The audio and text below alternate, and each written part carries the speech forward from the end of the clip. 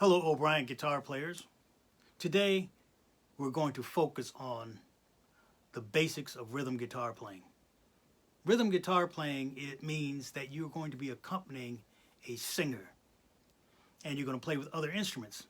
Today, I'm going to demonstrate how to play along with a band that consists of two guitars, bass, and drums. Now, before you get started playing with a band, you have to know the song. You have to know basically 4 different things.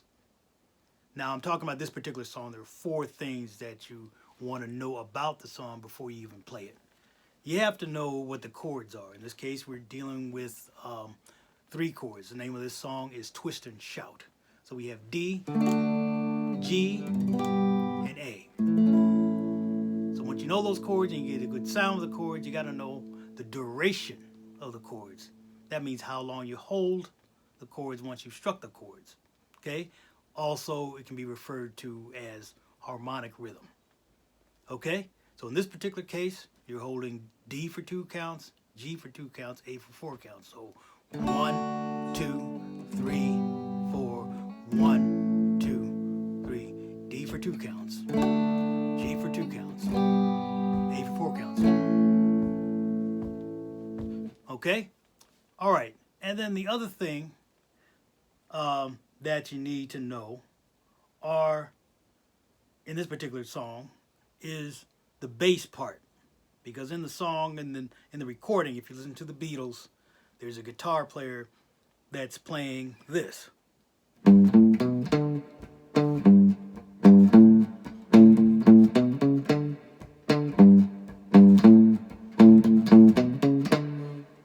So you have to know that.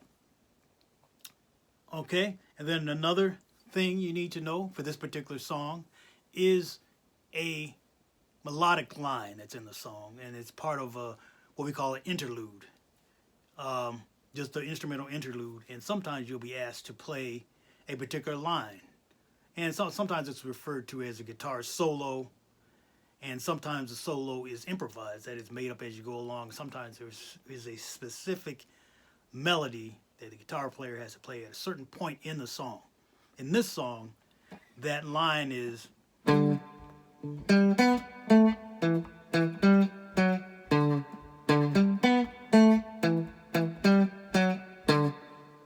you have to know that.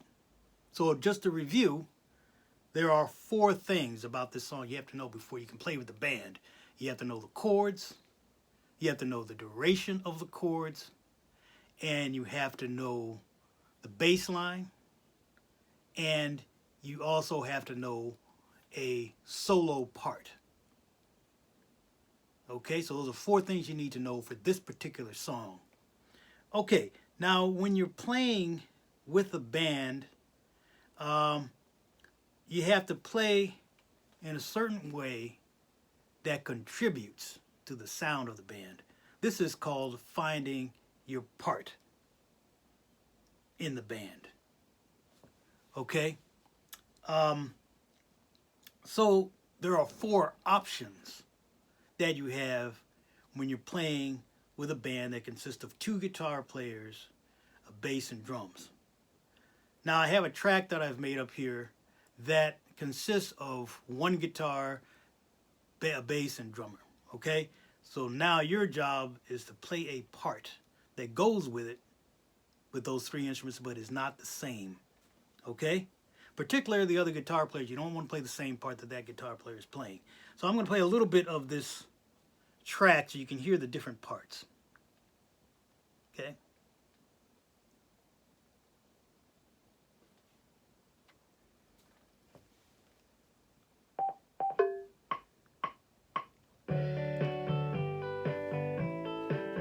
Now you can hear the drums, the bass, and a guitar part.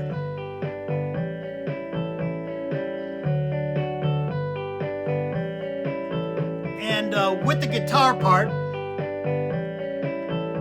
you're not playing just full chords. The other guitar player is playing broken chords. So you wouldn't play that part, you play something different. So there are 4 options you have. You can sustain the chords like so.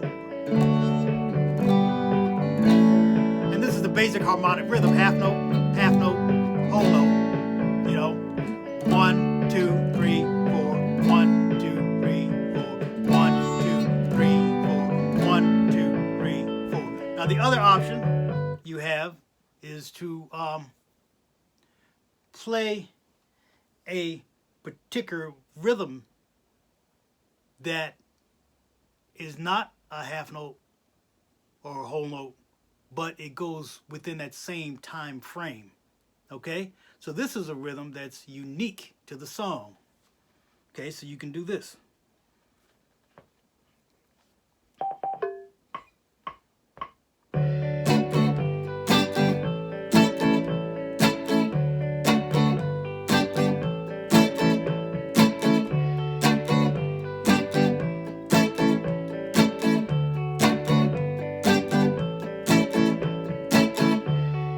Okay, so that's a rhythmic part. It's not, I didn't play whole notes and half notes, but the rhythms that I did play took up the same amount of time. But as you can tell, that rhythmic part was more interesting, just simply sustaining the notes. It's more interesting. Okay, and it contributes something to the band that is more interesting than sustaining the notes, or the chords rather. Then of course the other thing you can do are play what are called DYADs. You can play notes that consist of only two, or chords that only consist of two notes, like so.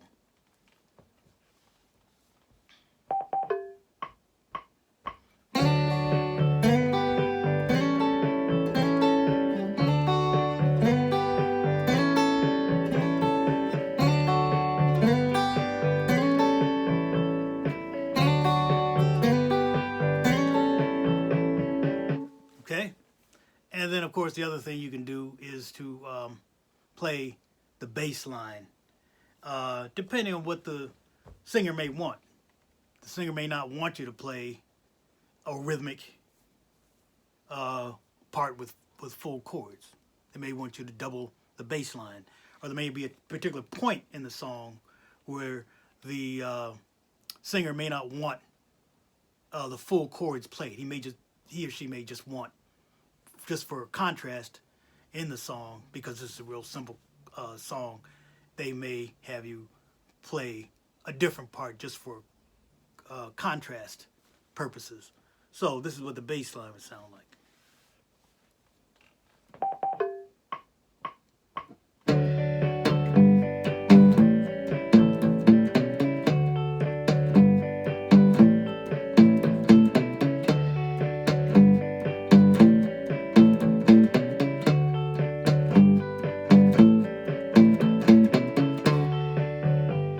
Okay, so that's how the bass part would sound. If you were to there were to come in a particular point in the song where the singer wanted to change things up a little bit, that's an option where you can use that will kind of give the band more space sound wise. Okay, so another thing, two more things that you have to know, or actually one thing in particular you have to know is you have to listen to the drummer. And what you want to do is make sure that you're staying at the same tempo as the drums. You're not playing slower than the drums or faster than the drums, and that you're focusing on the bass drum and the snare drum in this particular song. Okay? So I'm going to isolate just the drums. I'm going to explain what it is you need to be listening to.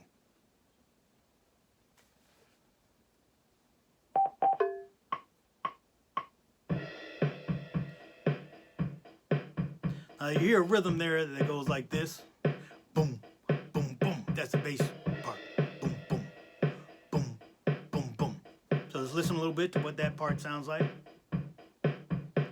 That gives you the basic tempo, basic time. Now for this song, there's a part that the snare drum is playing. Real important. It's striking on beats 2 and 4. So he's going tap, tap, tap, tap, or 1, 2, 3, 4. 1, 2, 3, 4. So in music, musical terms, that's referred to as a backbeat. The snare drum is playing the backbeat. And there's another part in there that's the hi-hat cymbal. And he's playing a basic rhythm that's being played there is a eighth note rhythm. 1 and 2 and 3 and 4.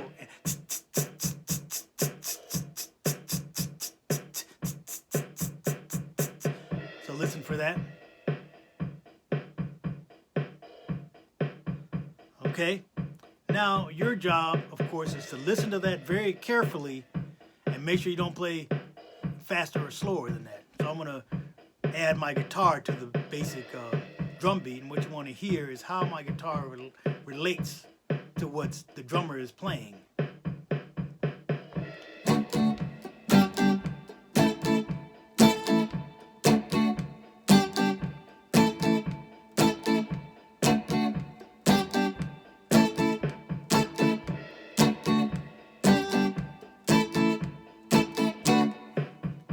Okay? So that's what you should listen for when you're listening to the drums. You need to listen for two things: the tempo or the speed of the song, right? And then you want to listen carefully to the bass drum and the snare drum. Okay? So those are parts of the drums you need to know. You want to listen for the speed of the drummer, the tempo, and you want to listen to two parts of the drum kit that are most important, are the bass drum and the snare drum. Okay, so now I'm going to play along with the track, and I'm going to play the different options you have as a rhythm guitar player with this particular instrumentation. That is 2 guitars, bass, and drums. As I play it with the track, I'm going to explain what I'm doing, and depending on whatever situation is and what the lead singer wants or the band leader may want, you may have to move around and play any one of these different parts. Okay?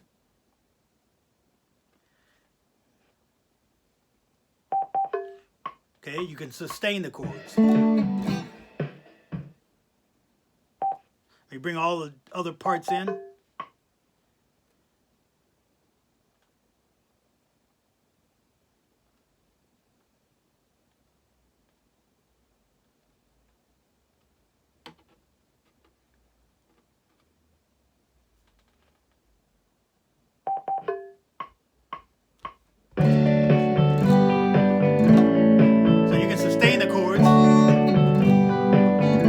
Not very interesting, but it does fit. It's different from what the other guitar player is playing. Okay? Now the other option you got is to play the backbeat.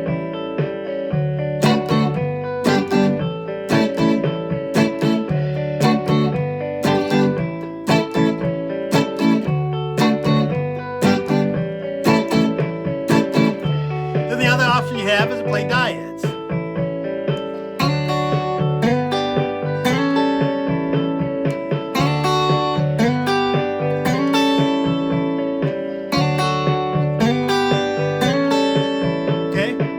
Option you got is to double the bass part.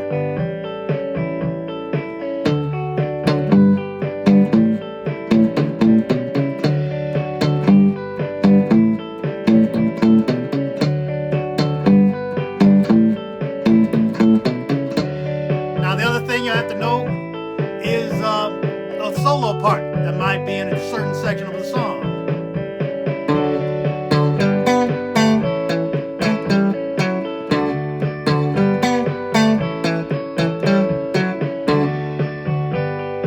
Okay, so those are the different options you have as a rhythm guitar player.